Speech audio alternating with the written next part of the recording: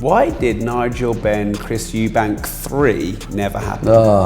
It was all part of the master plan. Eubank, like totally confused, said, "A draw. What does that mean?" And I said to him instantly, "It means we get to do it again." Hi, it's Rob Moore here of the Disruptive Entrepreneur Show.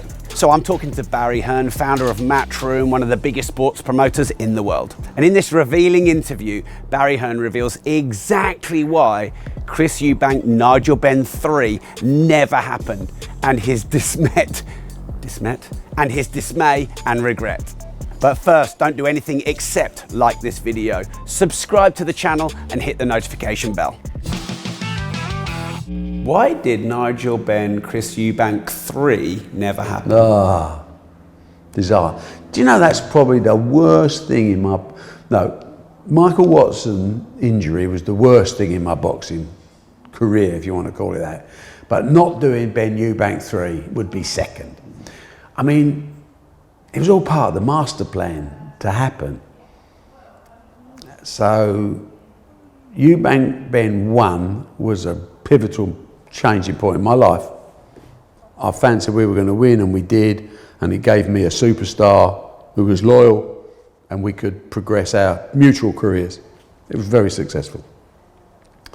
Eubank Benn 2 had to happen for money because the public were demanding it, and let's do it. And it wasn't anywhere near as good a fight as Eubank Benn 1, and there's lots of people who didn't know, was the draw right? If most people thought Nigel Benn had won that, I thought the draw, actually. In fact, I said it in the ring with Gary Newborn immediately after the fight, because I always score fights. I said, I can't separate them. One of the reasons I couldn't separate it, because it wasn't a great fight. There wasn't no one was really dominant. So I remember Eubank's words to me, as the announcement came out, it's a draw. Eubank, like totally confused, said, "A draw, what does that mean?" And I said to him instantly, "It means we get to do it again." Because all I'm thinking is, this is now mega. And of course, at that stage, building in the background, really almost ready, was pay-per-view. And you know, we learn lessons from across the pond all the time in sport. It always comes over here eventually. You know, the idea of subscription TV, ESPN, HBO, that was Sky, but we saw it. So that gave me a chance to maneuver myself into the sports business by getting ready for what I'd seen in America. It was a little bit slower than I thought, which caused me some problems, but it did eventually come. Pay-per-view was exactly the same, you know. 5 years before they're doing pay-per-view in the States, you know it's going to come over. You know, greed alone makes it happen, doesn't it? So that was the plan for Eubank Benn 3.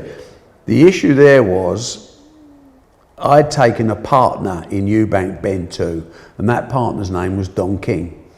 Eubank Benn 2 was quite a risky fight for me. I was giving Ben $1 million, I was giving Eubank 900 grand. I had a site, but I hadn't sold any tickets. I hadn't got any overseas TV, and I hadn't really done a UK TV deal, but there was a risk factor until Don King took away that risk. He gave me $2 million for the overseas TV. Happy days, I'm in front now, everything else is pluses. And we made a load of money. But Don's price was, I want Eubank Benn to be with me after this fight, win or lose. And I spoke to both fighters, and I explained what the offer from King was. It was a massive offer to fight in America and all that. And both fighters said, if you're happy, fair enough. And I said, yeah, I'm happy, I'm making a load of money, and you know, and you're entitled to your chance of building your career. Now, of course, it didn't happen because the fight was a draw. So Don didn't have any contractual rights over either fighter, which disappointed him somewhat. More of that another day. But Nigel Benn felt he'd won that fight. So he was really pissed off with me because he knew that Eubank was my fighter, really, although I had them both. I was always more Eubank than anybody else. In the same way as in snooker, I was always more Steve Davis than anyone else. You can't help that. And Eubank, the last judge, was Harry Gibb in their Eubank Benn 2 fight, and he gave it by a round to Eubank. Well, Harry Gibb lives about 400 yards up the road from here, and everyone viewed that as a favour. But of course it wasn't.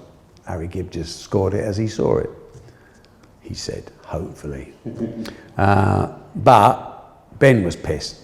So Benn said, as I said to both of them, listen, you're free agents. I had no contract over either of them. Do what you like. You know, King still wants you. I would like you. Do what you like. Nigel had the arse with me. So he left and he went with Don King. And Eubank stayed loyal and stayed with me. And we went on to do the Sky deal and all that, and made quite a lot of money. And for that reason, then you had two different camps. You know, at the time, Don King was doing a lot of business with Frank Warren, and obviously he was a competitor to mine. So it was like, let's gang up on Barry, blah, blah, blah.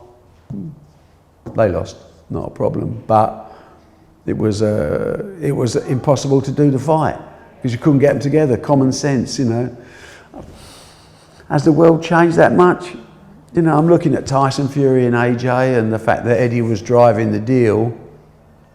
I don't think Warren and Bob Arum are particularly bothered that fight's not happening at the moment because they see themselves potentially losing control. The trouble when you do great fights with different camps, someone loses. And they really, you know, in fact, even when you've got both boxers, I've had it several times, even if you've treated them properly and you're paying them properly, the loser will fall out with you, you know, at some level, because they're looking for someone to blame or, you know, it's not their fault, you know, and that's what happens. But I'm gutted, you know, because it would have been the way to launch pay-per-view in the UK. Yeah. You believe how many buys that would have done? It would have been never beaten, ever. But it never happened because personalities and politics in boxing. Story of boxing's biggest demise. You've got to put that to one side. Forget. We're looking at making sure the fighters get rewarded, not the promoters.